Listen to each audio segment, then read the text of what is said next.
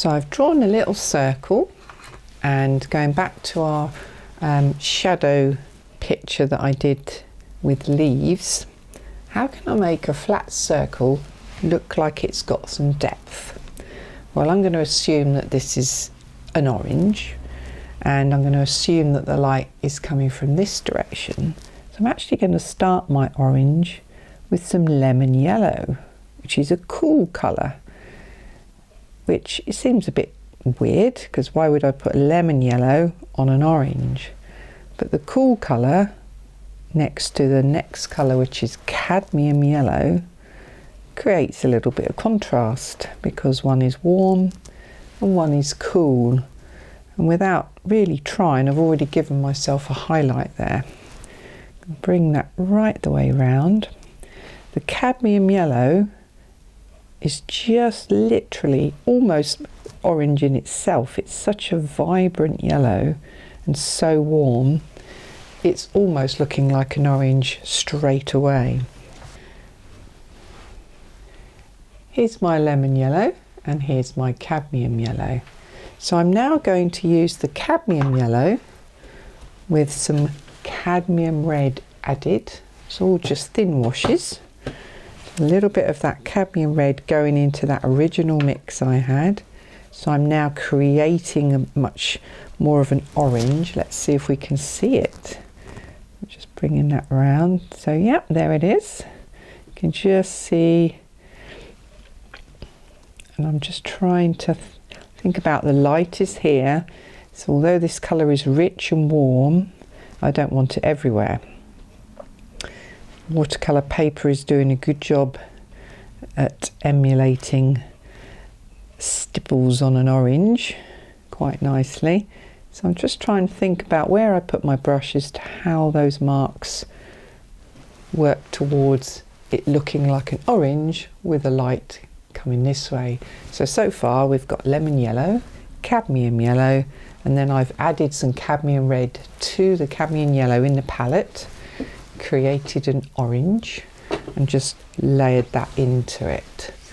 And then I need to let that settle and dry before I do any more work on it. But should I wish to, I can lift out or highlight like that. So all I did was squeeze my brush out, make sure it was clean. I've done it. Lifted, done. That needs to dry. So I've just quickly dried that with a hairdryer. So we've got a nice orange looking disc. It's beginning to get the looks of something that's got a bit of shape to it. But now we need to look at our colour wheel. So we're sort of here, aren't we? A yellow-orange, because I haven't gone too strong on the orange. So if I just zoom out, so yellow-orange is opposite, if I turn my wheel, is opposite, complementary to blue-violet, which is interestingly almost an ultramarine blue because it's got a little bit of red in it. So it's a pinky blue. That's opposite to the yellow orange, which is pretty close to what we've got here. If I made my orange slightly more orange, the opposite to that would be a cleaner mid blue, less red, sort of in the middle, the primary blue. Get the idea. So somewhere between the two of those, we need to add this complementary colour and glaze the area at the bottom there. Why are we doing that? Well, if you know your colour wheels, and even if you don't, you're about to, glazing with the opposite colour, the complementary colour to a colour on the colour wheel. So this is a blue-violet, there's this ultramarine blue. If we're going to glaze that over the top of this orange, we're going to make it greyer. That seems really weird, doesn't it? But when you add those complementary colours together, because in total you have 3 primary colours, you always work your way to grey. And if you do it when it's planned, it works really well. If you don't, it tends to turn up in mud. So you can see it's greyed that orange right down and given the impression of a shadow side. Got a slight watermark in there, but that's fine. It's just a little exercise. So it's glazed on top of the orange, very fine layer of blue, which has dulled the orange down and give it the impression of a shadow. So quickly blast that dry. A bit smudgy there, as you can see. So I can then glaze again if it's dry for the first time. Glaze down over that to get the depth of shadow that I want. And sometimes you have to glaze more than once and sometimes you don't. So it's beginning to give the impression that this orange has got a shadow side to it. A little bit messy there, but hey. So now beginning to recede there and have a highlight here, so it's giving it a feel of a globe, not a flat circle. Also, if you want a highlight to stand out, there's no better way than making the area around the highlight darker. So here I'm putting on the ultramarine blue, which is directly opposite on the colour wheel, going quite strong with it. And that by its very nature is going to give a nice zing to that orange, because blue and orange go very nicely together, thank you very much. And then as it comes away towards the darker end of the orange, I can just soften it away. So you just got a pale blue as we come round there. So just by adding, whoops, got a smudge there. Just by adding a darker colour next to the highlight, I've made that area look even lighter than it was before, purely because I've made the background darker. So I've negatively painted around it. Let's bring that around a little bit more. And then we'll just fade that away all the way around. Just being careful that I don't smudge my orange. I'm actually using what is called an art card here. I got these from Bromley's, and there is a whole world of art cards out there. They're tiny, you can see how small it is. And trading cards, the idea is you paint small paintings and you give them away to people, send them to people, etc. So we're going to get that quickly dry. So now I want to sit this orange onto a surface, and our light's coming from here, so I need a shadow down here. And again, do I reach for a different colour or grey or black? Nope, just use exactly what we've already been using. So this time I'm going to take the orange that I previously mixed, which is slightly dried out. Let's give that a good wake up. Perhaps pop a bit more of the red in, so it's a little bit more of a reddy orange. And then add in the opposite, which is blue violet, basically ultramarine blue for this one. Pop in enough of that to get a lovely neutral grey. It's still slightly pinky, can you see that? So just add a little bit more blue, push it that a little bit further. There we go, really nice grey there.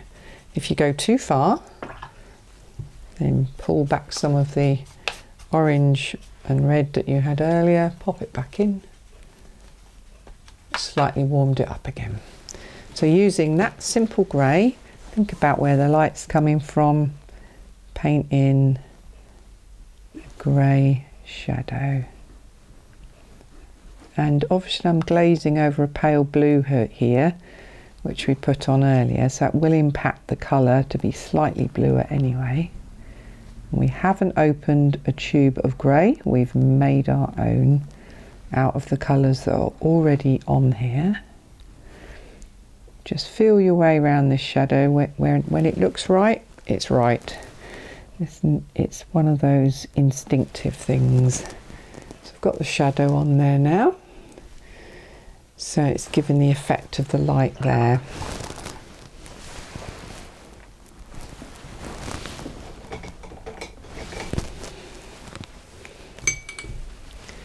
And then just to give even more of an effect, we could try our piece de resistance and see if we can create a light highlight. Oops. See if we can lift off the light coming through the blue.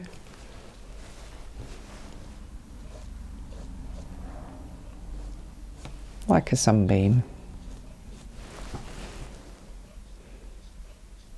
Make sure your brush isn't too damp.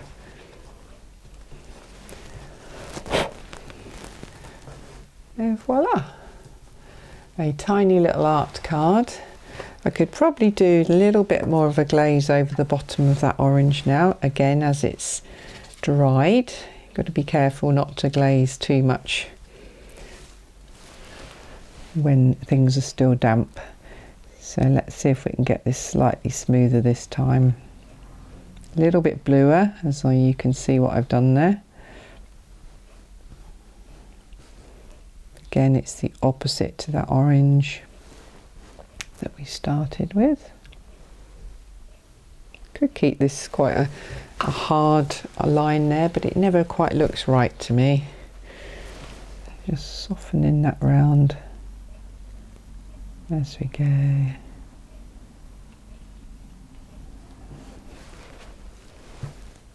And we go. There we go, that's probably as much as I'm going to do with that little art card today. Although having said that, I just need a little mark here to suggest the end of the orange, so it actually is physically a fruit, not just a blob. So I hope you got the idea of that. You can glaze your shadows as often and as many times as you like until they look right for your painting. There's no right or wrong way of doing this. People will tell you different colours to glaze to create shadows. People will tell you should use grey.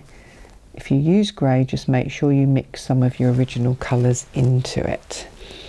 To finish it off, I'm going to give it slightly more blue over here. So this is the shadow, but we can assume that it's sitting on some sort of tablecloth. So let's take that line out that way. Maybe it's a tabletop or something similar.